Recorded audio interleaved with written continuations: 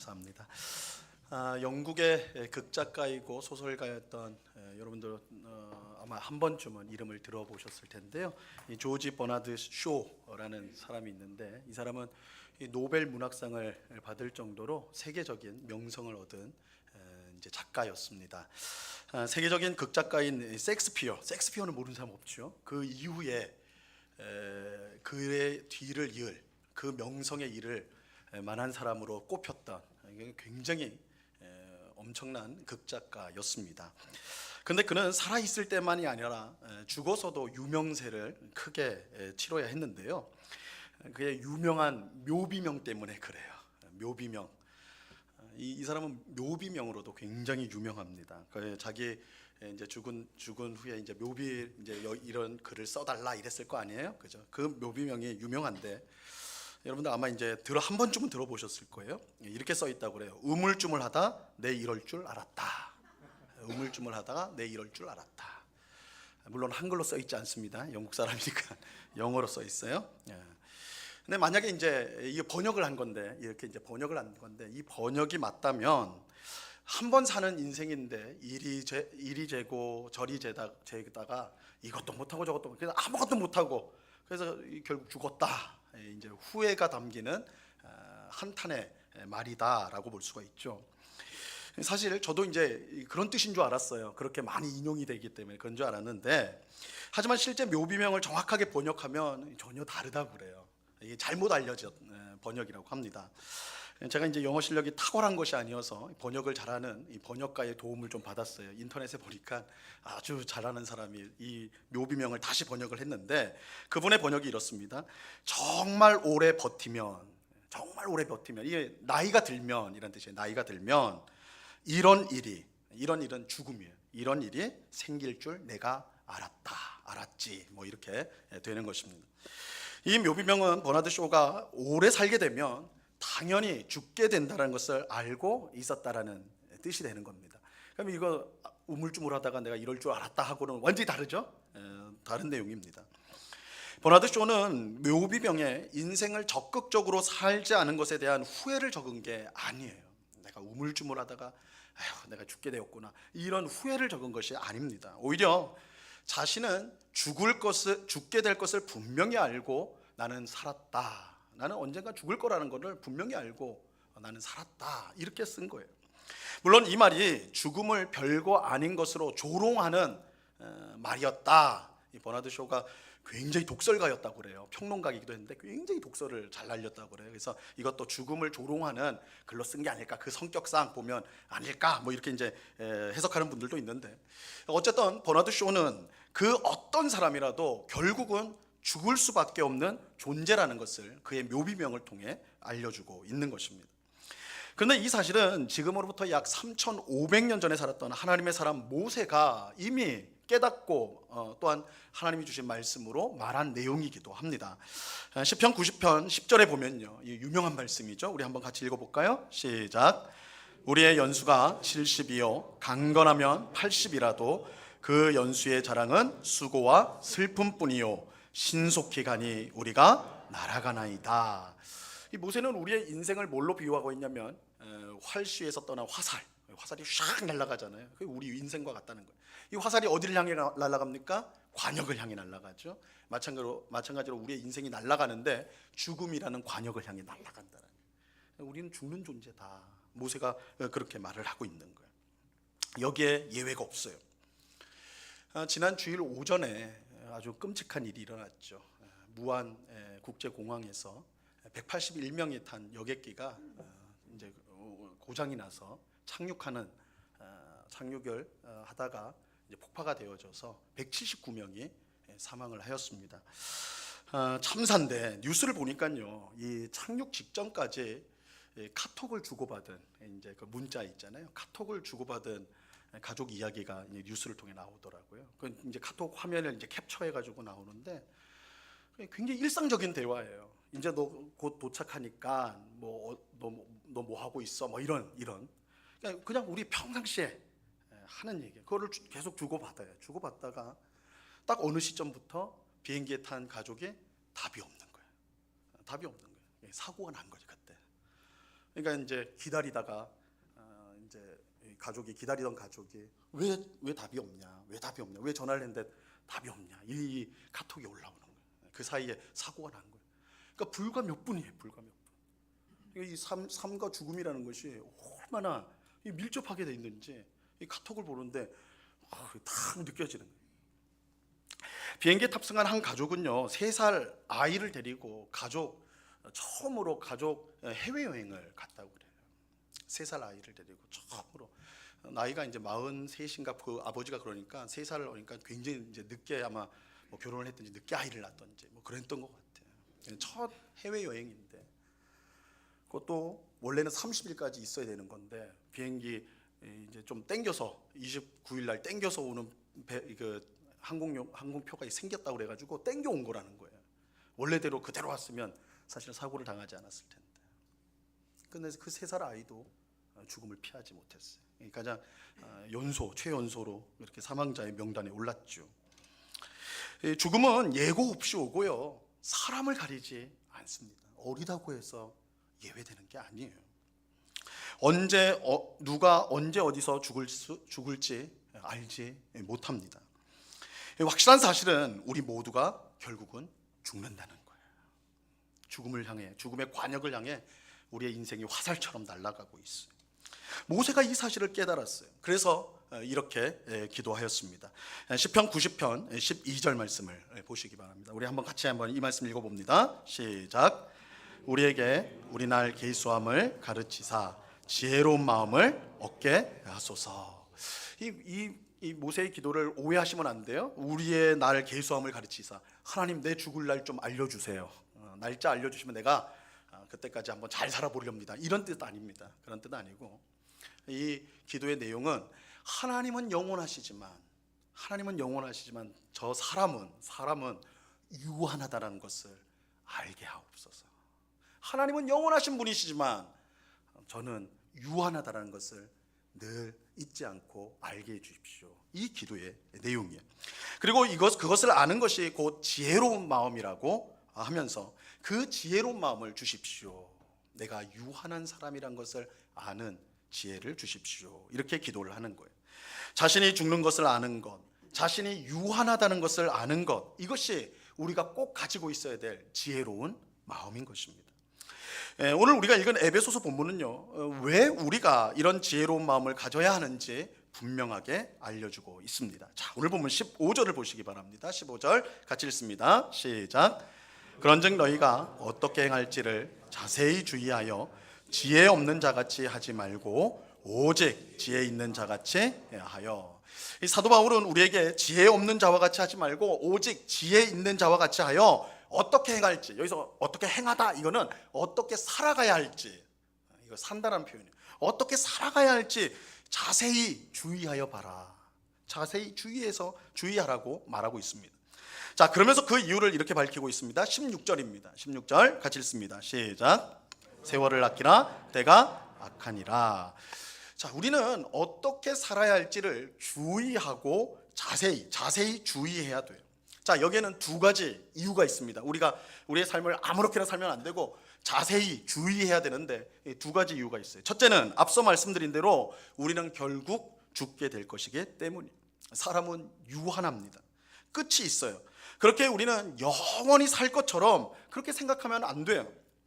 영원히 살 것처럼 생각해서 시간을 아무렇게나 허비하면 안 됩니다. 억만금을 준다 해도요, 우리는 단 1초도 사지 못합니다. 여러분 막 몇 천만 원, 제가 1,000만 원 드릴 테니까 나한테 1분만 파시오, 됩니까? 안 돼요. 여러분이 어떤 돈을 지불하고 어떤 노력을 해도 1초를 사지 못합니다. 제 아이가 이제 7살 때였던 걸 기억해요. 제가 아이랑 노는데, 제가 이래봬도 자상한 아빠예요. 그래서 아이랑 열심히 놀고 있는데, 어느 날 놀고 있는데 어떤 생각이 드냐면 너무 예쁜 거예요.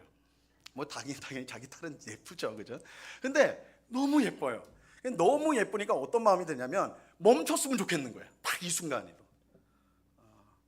이게 진짜 간절한 마음이 들더라고요. 멈췄으면 좋겠다.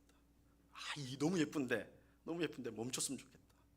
그 마음이 간절히 하여튼 그 7살 때 내내 그 생각을 했던 것 같아요. 좀 멈췄으면 좋겠는데, 멈췄으면 좋겠는데. 근데 그 생각을 하고 벌써 9년이 흘러버렸어요. 멈추기를커녕 막 흘러버렸어요. 그죠? 그래서 지금은 그런 생각이 잘 안 들어요. 여러분, 시간은요 계속 흘러가요. 그렇기에 우리는 주어진 시간에 끝이 있다는 것을 꼭 기억하고 살아가야 돼요. 방금 읽은 16절에서 세월을 아끼라고 말씀하죠. 이 말씀의 정확한 뜻은 세월을 살아, 마치 돈을 주고 세월을 살아라는 말이에요. 이 문자적으로 번역을 하면. 그런데 돈을 주고 세월을 못 산다고 그랬잖아요. 그러니까 이 세월을 살아라는 말은 기회를 살아라는 뜻이에요. 기회를 살아. 시간을 헛되이 보내지 말고 아주 값지게 사용하라는 거예요. 시간이 내가 많은 것처럼 생각해서 그냥 흘러가는 대로 내버려 둬서는 안 되고, 너무너무 귀한 거니까 기회를 포착해야 된다는 거예요. 아주 값지게 여기고 값지게 그 시간을 살아가야 된다, 이 말씀입니다. 자, 이것이 우리가 어떻게 살아야 될지 주의해야 할 첫 번째 이유예요. 우리가 유한한 존재이기 때문에, 결국 죽기 때문에 우리가 자세히 주의해서 살아가야 돼요. 자, 두 번째 이유, 우리가 어떻게 살아야 될지 자세히 주의해야 되는 두 번째 이유는요, 때가 악하기 때문이에요. 때가 악하기 때문에. 제가 얼마 전에 한 영상을 봤는데 어떤 사람이 강에 확 뛰어들더라고요. 뛰어들고는 수영을 하는데, 저는 수영을 잘 못하지만 그 수영하는 사람 보니까 폼이 너무 좋은 거예요. 이거는 올림픽에 나오는 수영하는 사람, 그러니까 뭐 거침없이 뛰어들었겠죠. 그래서 막 이렇게 멋지게 수영을 하는데, 수영을 하면 어떻게 돼요? 앞으로 나가야 되잖아요. 이 사람도 앞으로 나가려고 막 이렇게 하는데, 근데 영상을 보는데 이 사람이 앞으로 나가는 게 아니라 뒤로 가고 있는 거예요. 뒤로. 이상하다. 폼도 좋고 힘도 좋은 남자인데 막 하는데 앞으로 나가지 않고 뒤로 나가는 거예요. 영상을 자세히 보니까 물살이 너무 세요. 물살이 너무 세니까 이 사람이 아무리 수영을 잘하고 힘이 세도 휩쓸려 가는 거예요. 뒤로. 점점점 뒤로 가는 거예요. 그래서 이거 아무리 수영 잘해도 이 물살이 센 데서 하는 건 아무 소용이 없겠구나, 그걸 알았어요. 여러분, 우리가 살고 있는 지금 이 시대는요, 내가 마음 먹은 대로 살 수 있는 그런 시대가 아닙니다. 바울은 때가 악하다, 시대가 악하다라고 분명하게 말씀합니다. 우리가 사는 이 시대는 악한 시대예요. 바울은 갈라디아서 1장 4절에서 이렇게 말씀합니다. 자, 같이 읽어봅니다. 시작. 그리스도께서 하나님 곧 우리 아버지의 뜻을 따라 이 악한 세대에서 우리를 건지시려고 우리 죄를 대속하기 위하여 자기 몸을 주셨으니, 예수님께서 우리를 이 악한 세대에서 건지시려고, 그죠? 이 악한 세대, 우리가 다 악한 시대 가운데 들어가 있다는 거예요. 거기서 예수님이 우리를 구원하시려고 이 땅에 오셨다, 이렇게 말하고 있어요. 우리가 지금 악한 시대의 거센 물살 가운데 들어가 있다는 거예요. 퐁당 들어가 있는 거예요. 어떻게 돼요? 휩쓸려 가는 거죠. 근데 이 시대가 악한 것은요, 악한 영의 역사 때문이다, 이렇게 말하고 있습니다. 에베소서 2장 2절 말씀입니다.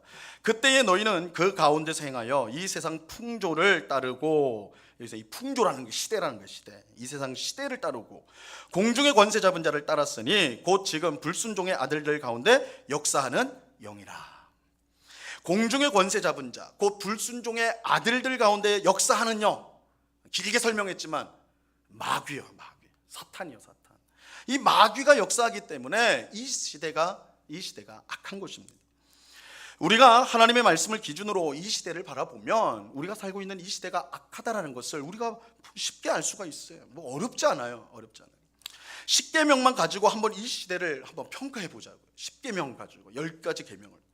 여러분, 돈, 권력, 쾌락 등 하나님을 대신한 온갖 우상이 이 세상에 넘쳐나지 않습니까? 나 외에는 다른 신들을 섬기지 말라 하셨지만, 그렇죠? 돈이, 쾌락이, 또 권력이, 이런 것들이 우상이잖아요. 우상, 그렇죠? 하나님 외에 온갖 우상이 넘쳐나요. 자기 멋대로 하나님을 섬겨요. 하나님 말씀을 따르지 않아요. 내 감정, 내가 좋아하는 대로 하나님을 섬기려고 그래요. 하나님의 이름을 망령되이 부릅니다, 그렇죠? 하나님의 이름 망령되이 불러요. 돈의 노예가 되어서 안식일, 주일을 무시해요. 쉬라고 하셨는데, 예배하라고 하셨는데 일하러 갑니다. 부모를 공경하지 않습니다. 폭력이 난무해요. 간음을 우습게 여기죠. 도둑질을 부끄러워하지 않아요. 거짓말을 아무렇게나 뻔뻔하게 합니다. 다른 사람의 것에 욕심을 내고 빼앗는 것을 그걸 경쟁에서 승리한 것이라고 포장하는 시대예요. 탐심을 부끄러워하지 않아요. 여러분, 이런 시대에 우리가 살아가고 있습니다. 우리가 아무리 힘쓰고 노력해도 악한 시대의 거센 물살을 이기는 것이 쉽지가 않습니다. 수영을 기가 막히게 하는 사람도 강의 거센 물살에 밀려가듯이 우리도 악한 시대에 밀려가기가 너무 쉬운 거예요. 그냥 아무 생각 없이 그냥 살다 보면 그 악한 시대의 조류에 그냥 밀려갈 수밖에 없는 거예요. 그래서 바울은 어떻게 살아야 할지를 자세히 주의해야 된다, 이렇게 말하고 있는 거예요. 때가 악하기 때문에, 이 시대가 악하기 때문에 그냥 어영부영 살면 안 된다는, 자세히 주의하여 살아야 된다, 이렇게 말하는 거예요. 그리고 바울은 어떻게 살아야 할지 주의하는 사람을 지혜 있는 사람이다, 이렇게 말합니다. 모세는 지혜의 마음을 달라고 그랬는데 지금 바울은 지혜 있는 사람이다, 이렇게 표현하고 있어요. 반면에 어떻게 살아야 될지 주의하지 않고 그저 마음이 가는 대로 막 살아가는 사람을 바울은 어리석은 사람이다, 이렇게 이야기합니다. 어리석은 사람. 바울은 우리가 어리석은 사람이 되어서는 안 된다라고 말씀합니다. 자, 17절 말씀을 보시기 바랍니다. 같이 읽습니다. 시작. 그러므로 어리석은 자가 되지 말고 오직 주의 뜻이 무엇인가 이해하라. 자, 여기서 이 어리석은이라는 말은요, 그 단어를 보면 생각이 없는 사람이라는 뜻이에요. 생각이 없는 사람. 생각이 없는 사람이 어리석은 사람이에요. 사람이 유한한 존재이며 끝이 있다라는 것을 생각하지 않고, 또 시대가 악하다라는 것을 생각하지 않고 시간을 허비하며 마음대로 살아가는 사람이 어리석은 사람, 생각이 없는 사람이에요. 이런 사람은 인생의 귀한 시간을 낭비할 뿐만 아니라 악한 시대의 거센 물결을 이기지 못하고 점점 밀려나 아까운데 빠져버리고 결국 파멸될 수밖에 없는 거예요. 이런 점에서 성도는 무엇보다 생각하는 사람이 돼야 돼요. 생각하는 사람. 여기서 지혜 있는 사람이 다른 말로 생각하는 사람이 돼야 돼요. 자신이 유한하다는 것을 생각해야 돼요. 내가 유한하다는 것을 생각할 줄 알아야 돼요. 내게 허비할 시간이 없다라고 그걸 알아야 된다. 또 이 시대가 악하다라는 것을 생각해야 돼요. 시대를 적극적으로 거스르지 않고 아무 생각 없이 살면 저절로 악한 사람이 될 수밖에 없는 것입니다. 많은 사람이 사는 대로 생각 없이 따라가는 것은요, 너무나 위험해요. 너무나 위험해요. 우린 대세를 따른다, 이런 말 하잖아요. 많은 사람들이 하는 대로 그냥 살면 중간은 가겠지, 이렇게 하잖아요. 근데 굉장히 위험해요. 예수님께서 그것에 대해서 경고를 하셨어요. 마태복음 7장 13절 말씀입니다. 같이 읽습니다. 시작. 좁은 문으로 들어가라. 멸망으로 인도하는 문은 크고 그 길이 넓어 그리로 들어가는 자가 많고. 예수님은 멸망으로 인도하는 문은 크고 그 길이 넓어서 그 길로 들어가는 사람이 많다 그러죠. 많다. 반면에 구원의 길은요, 좁아가지고 들어간 사람이 없어요. 적다 그러잖아요. 그러니까 멸망의 길로 가는 것이 대세예요. 대세. 많은 사람들이 그렇게 산단 말이에요. 그러니까 우리도 많은 사람들이 그렇게 산다고 생각하고 그렇게 생각 없이 따라가면요, 같이 망할 수가 있는 거예요. 여러분, 우리는 생각을 해야 돼요. 내가 가는 인생길이 지금 생명을 향해 가고 있는지 아니면 사망, 멸망을 향해 가고 있는지 생각할 수 있어야 돼요. 생각을 해야 돼요. 지금 내가 하는 일이 하나님께 영광을 돌리는 일인지 아니면 하나님의 진노를 사는 일인지 생각하셔야 돼요. 생각하셔야 돼요. 내가 지금 하는 말이 이웃을 살리는 말인지 아니면 이웃을 죽이는 말인지 생각하면서 말을 해야 하는 것입니다. 그렇지 않고 세상을 그저 따라가면요, 세상 사람들이 이렇게 사는데, 세상 사람들이 이렇게 말을 하는데 그렇게 행동하고 말하면요, 그 끝이 멸망이라고 주님께서 경고하세요. 지혜로운 사람은 생각하는 사람이에요. 자, 그렇다면 더 구체적으로 무엇을 생각해야 되는가? 방금 읽은 17절 하반절에 보면요, 오직 주의 뜻이 무엇인가 이해하라, 이렇게 말씀하죠. 여기서 이해하라 라는 것은 생각하라는 거예요. 뜻이 다르지 않아요. 생각하라는 거예요. 생각하라.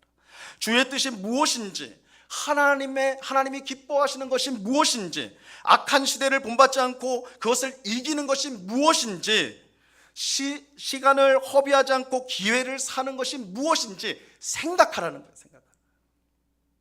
그렇게 살아야 된다. 생각하면서 살아야 된다. 자, 바울은 이어지는 18절에서요 흥미로운 예를 들고 있습니다. 우리 18절 말씀, 유명한 말씀이죠. 같이 읽습니다. 시작. 술 취하지 말라. 이는 방탕한 것이니 오직 성령으로 충만함을 받으라. 바울은 하나님을 믿는 우리 성도가 하지 말아야 될 것과 해야 될 것을 대조해 가지고 예를 들고 있어요. 성도가 하지 말아야 될 게 뭡니까? 어려운 게 아닌데 걸려서 그러시는 거예요? 술 취하지 말라, 그죠? 이거 하지 말라 그래요. 술 취하지 말라 이렇게 말씀하고 있죠. 그럼 해야 될 건 뭐예요? 성도가 해야 될 것은 성령으로 충만함을 받는 거예요, 그죠? 하지 말아야 될 것은 술 취하는 거, 그거 하면 안 돼요. 성령으로 충만함을 받는 거 우리가 해야 되는 일이에요. 이 둘을 이제 대조적으로 비유하는데 이 둘을 구분하는 것이 있어요. 구분하는 한 가지 큰 구별점이 있어요. 구분점. 이게 뭐냐? 생각이에요. 생각입니다. 여러분, 술 취하면 무엇이 마비가 됩니까? 술에 취하면 뭐가 마비가 돼요? 생각이 마비가 돼요. 제가 이제 술 취한 경험이 저는 없어서 이걸 제 경험적으로 말할 수는 없어요. 제가 한번 마셔봤더니 생각이 마비됩니다. 이러면 되게 실감이 날 텐데 제가 거짓말을 할 수는 없는 노릇이고. 근데 술을 좋아하는 분 얘기를 들어보니까 술에 취하면, 완전히 취하면 사람이 뭐가 된다고 그래요? 괴가 된다고 그래요. 부끄러움 없이 말하더라고. 제 술 취하면 괴가 된다고. 괴가. 아니, 사람이 어떻게 괴가 됩니까? 어떻게 괴가 돼요? 생각이 마비되니까. 술 많이 마시면 필름이 끊긴다는 말을 쓰잖아요. 생각이 마비된다는 거예요. 생각할 수 없는 상태라는 거예요. 생각은 안 되는 거예요. 술 취하지 말라는 것은요, 생각이 마비되면 안 된다는 거예요. 우리가 살면서 우리의 생각이 마비되는 일이 있어서는 안 된다는 거예요. 그게 술 취하지 말라는 거예요. 자, 그러면 성령으로 충만하면 어떻게 되느냐? 성령으로 충만하면 어떻게 되느냐? 여러분, 우리는 성령으로 충만하게 되는 것에 대한 뿌리 깊은 오해가 있어요. 이 성령님으로 충만하면, 그죠? 방언처럼 알아듣지 못하는 말을 막 하고 덩실덩실 춤도 추고 뭔가에 취한 듯 열광적인 모습을 떠올리죠. 아, 그게 성령으로 충만한 거구나, 이렇게 생각을 한단 말이에요. 그런데 그렇게 하는 것은 성령으로 충만이 아니라 감정으로 충만한 거죠. 감정 충만이라고 부르는 거예요. 우리가 성령으로 충만하게 되면요, 그런 모습을 가지게 되는 게 아닙니다. 예수님은 성령님이 우리 안에서 어떤 역사를 하시는지, 어떤 일을 하시는지를 분명하게 가르쳐 주셨습니다. 요한복음 14장 26절 말씀입니다. 같이 읽습니다. 시작. 보혜사 곧 아버지께서 내 이름으로 보내실 성령, 그가 너희에게 모든 것을 가르치고 내가 너희에게 말한 모든 것을 생각나게 하리라. 자, 성령님은 우리 안에서 어떤 일을 행하십니까?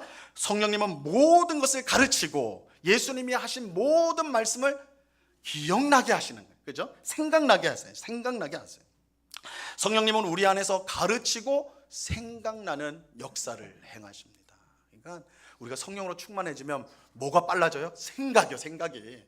생각을 자극하시는 거예요. 그래서 주님의 말씀이 떠오르고 주님의 뜻이 떠오르고 어떻게 살아야 할지가 명확하게 생각이 된다는 거예요. 그러니까 성령으로 충만한 것을 다른 어떤 영적인 막 이렇게 환상을 보고 이런 걸로 오해를 하시면 안 돼요. 성령님이 하시는 역사는 가르치고 생각나게 하는 거예요. 하나님의 말씀, 예수 그리스도의 말씀을 생각나고 떠올리게 하신단 말이에요. 그래서 생각이 잘 돌아가는 거예요. 성령으로 충만하면. 술에 취하면 생각이 마비되지만 성령으로 충만하면 생각을 잘하게 돼요. 우리는 성령으로 충만할 때 우리가 유한한 사람이라는 것을 생각하게 돼요.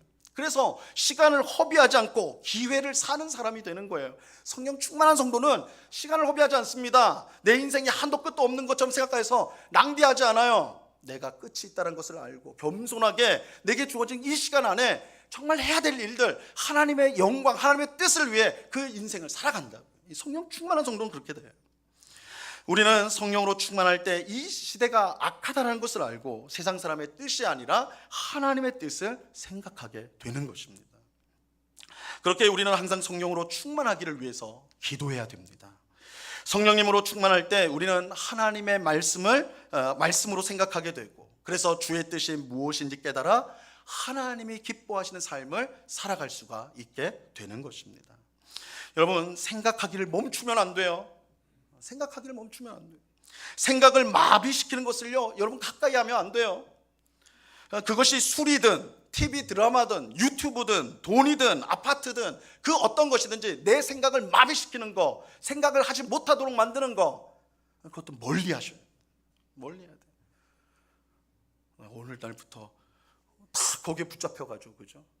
마치 내가 저것만 가지면 내 인생이 다 끝내줄 거야. 내가 진짜 만족한 가운데 늘 살아갈 거야. 그 생각은 마비시키는 거예요. 세상에 그런 거 없어요. 그렇게 마비시킨단 말이에요. 그건 멀리 하셔야 돼요. 멀리 하셔야 돼요.